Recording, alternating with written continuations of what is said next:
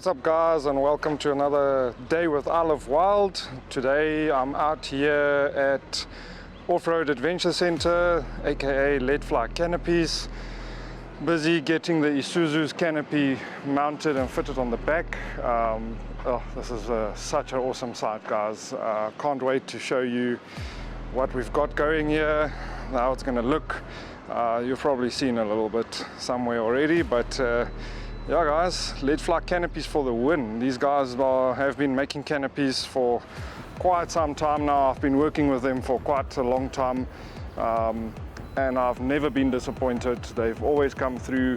Chris and Janine. Janine is doing ultimate foam inserts, and she makes the kitchen units for inside the canopies and any other space you actually need anything mounted gear wise. So she does it all with the foam. Definitely worth it. If you need any space filled up with foam for your cutlery or crockery or anything of the sort, she's the lady to speak to. Ultimate foam inserts. Other than that, the canopy is phenomenal. The build quality, just the craftsmanship, everything that goes along with this is something on a whole different level. I'm super amped, super stoked. Can't wait to get into this and show you guys what we're going to get up to soon. So stay tuned and have a look at this guys.